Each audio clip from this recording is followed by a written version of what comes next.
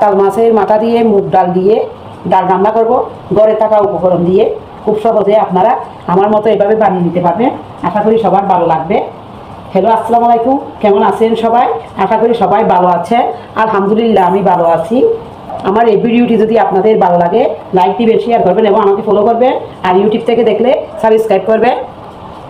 কাতল মাছের মাথা দিয়ে ডাল রান্না করলে আর কোনো কিছুই লাগে না। গরম গরম ভাতের সাথে খুব সহজে আপনারা খেয়ে নিতে পারবেন। রুটি পরোটার সাথেও সকালবেলায় খুব সহজে খেয়ে নিতে পারবেন। খেতে অসাধারণ। এবার যাব মূল রেসিপিতে। আমি আজকে কাতলা মাছের মাথা নিয়েছি। কাতলা মাছের মাথা দিয়ে আর মুগ ডাল দিয়ে রান্না করব। কাতলা মাছগুলো আমি এরকম সাইজ করে কেটে ধুয়ে পরিষ্কার করে নিয়েছি। মুগ ডাল নিয়েছি 1 কাপ। মাথার মধ্যে 1 চা চামচ হলুদের গুঁড়া দিয়ে দিয়েছি। লবণ দিয়ে ভালো করে মেখে নিব। লবণ হলুদ দিয়ে মাথাটা আমি মেখে নিয়েছি। চুলায় একটা পাত্র দিয়েছি। এবার মুগ ডাল যে আমি 1 কাপ রেখেছিলাম এটা আমি ভেজে নিব। চুলার জালটা লো আছে করে রেখেছি। ভাজার সময় খেয়াল রাখতে হবে যেন পুড়ে না যায়।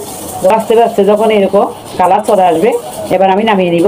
নামিয়ে আমি পানি দিয়ে 10 মিনিটের জন্য ভিজতে রেখে দিব।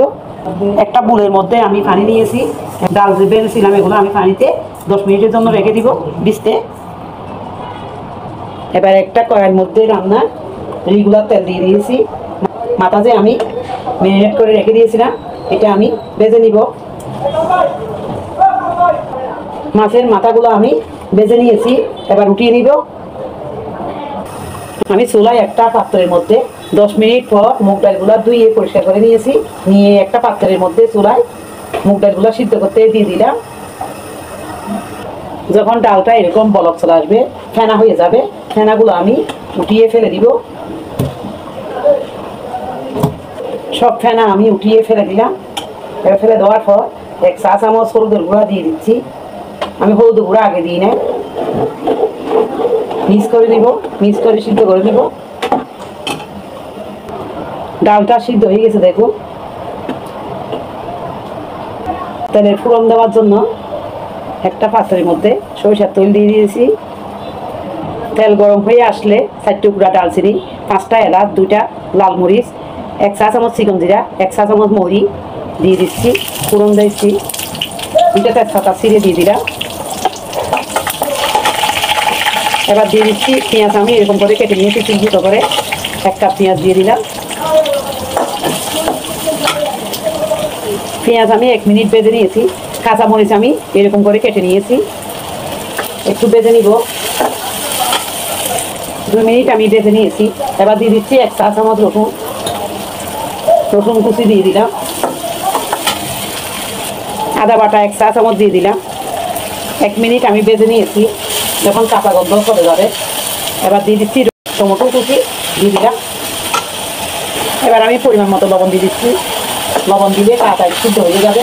টমেটো পেঁয়াজ সব নরম হয়ে তাড়াতাড়ি সিদ্ধ হয়ে যাবে। লবণটা আপনাদের পছন্দ মতো দিবেন। আমি 1.5 চা চামচ দিয়েছি। দিয়ে দিচ্ছি 1/2 চা চামচ হলুদের গুঁড়া। মিক্স করে নিব। সম্পূর্ণ মশলা যখন কষানো হয়ে যাবে তেল উপরে ভেসে উঠবে, মাছের মাথা যে আমি আগে থেকে ভেজে রেখেছিলাম ওগুলো দিয়ে দিচ্ছি। কষিয়ে নিব।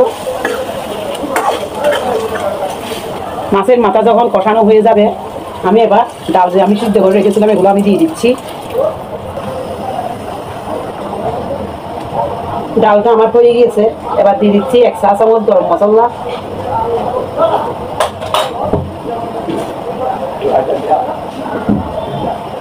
দিয়ে দিচ্ছি ঘি 1 চা চামচ দিয়ে দিলাম। সব শেষে দিয়ে দিচ্ছি কিছু ধনেপাতা কুচি। খুব সহজে তৈরি হয়ে গেল মাছের মাথা দিয়ে ডাল। দেখুন কতটা সুন্দর হয়েছে। এবার আমি নামিয়ে নিব। একটা ডিশের মধ্যে আমি নিয়ে নিয়েছি।